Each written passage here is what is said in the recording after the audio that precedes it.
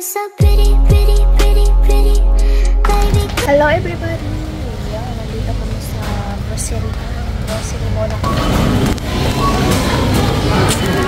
Wala kaming makitang oyster sauce.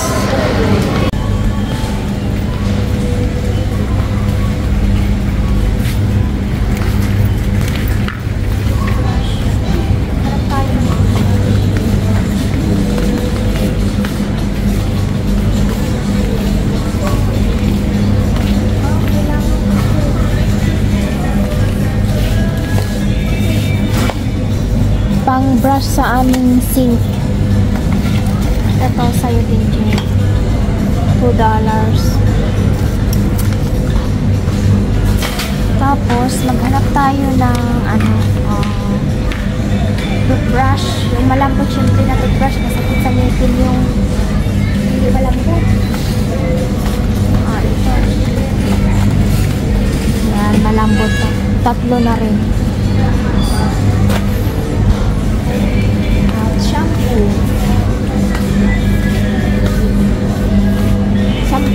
Ano kaya gusto yung shampoo ni Daddy? Sarap pa or ano? Tissue shampoo.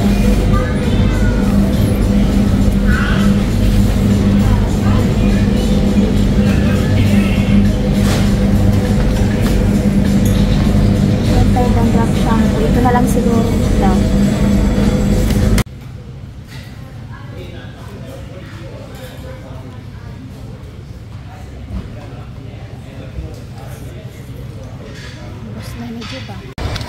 Hello! Pauwi na kami. Thank you. Hello everybody! Ayan, tapos ng aking trabaho. Sinundo na ako ng aking 2 boys. Ayan sila. At saka ito. At ngayon, hindi sila nagsaing. Nagbili ng KFC. Ayan, pauwi na tayo. Pauwi na kami sa aming bahay.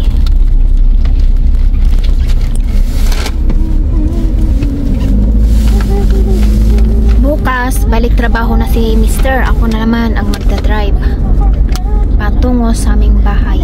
At patrabaho. Patungo sa aming bahay. Hello everybody!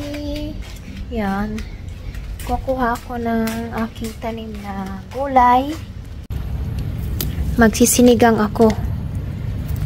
Sinigang na isda. Yung nahuli ni Mr. nung siya ay nangisda. Yan. Kapag masipag ka lang talaga dito, makakalibre ka ng mangisda. Makakalibre ka ng sariwang isda. Sa paso ko to tinanim. Tapos meron din ako doon sa kabilang garden ko ng hindi nasa paso nakalagay. Yan, meron na tayong sariwang gulay. Dagdagan natin at kulang. Ayan. Uy, basang-basa dito. Wala akong boots. Kailangan may boots ako para hindi mabasa. Ayan. Ito yung kangkong ko dito. Ayan o, dahil panay ulan o, tingnan mo. Gumanda rin to. Lumaki rin yung puno niya o. Diba? May sariwa na tayong mga gulay. Kapag masipag lang magtanim. Diba?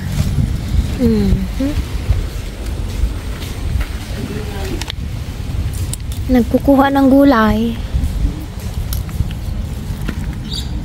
Taba nito oh. Kala ko hindi nalalaki ang puno nito. Masarap din to adobo.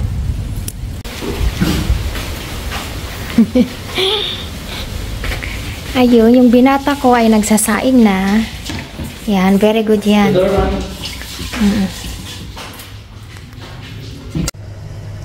Ito yung nahuli ni Mr. Malaki ito, hiniwa-hiwa lang. Yan, nagpakulo lang ko ng tubig. Lagay na natin. Isang piraso lang, niluto. Ilagay natin tong pinutol kong sili. Lagyan na natin ng asin. Yan. Sarap niyan, guys.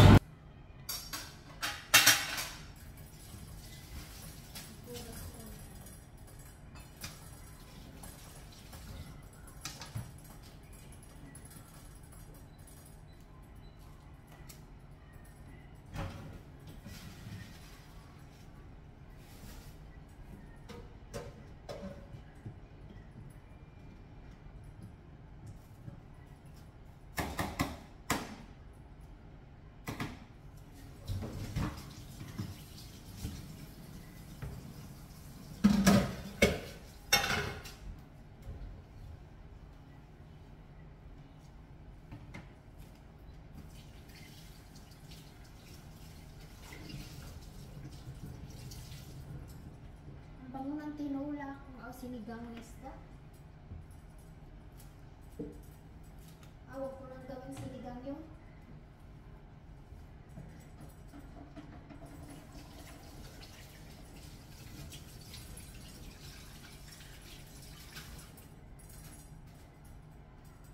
Siguro hindi ko na lang gawin sinigang na isda ito.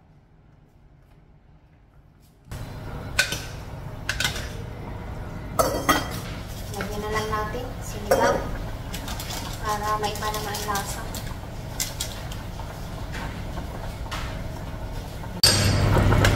Yan, isang hiwang isda lang kasi hindi man mauubos to. Dalawa lang kaming kakain ng isda. Yung anak ko ayaw man kumain ng isda.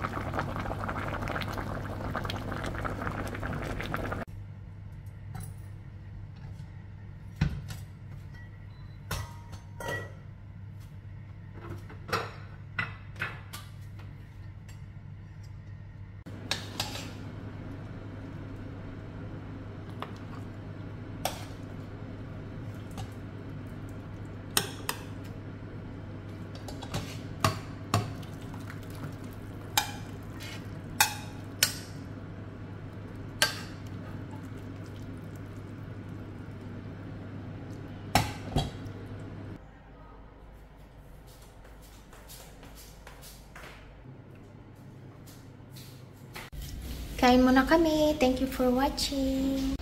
Kain na muna kami. Thank you for watching.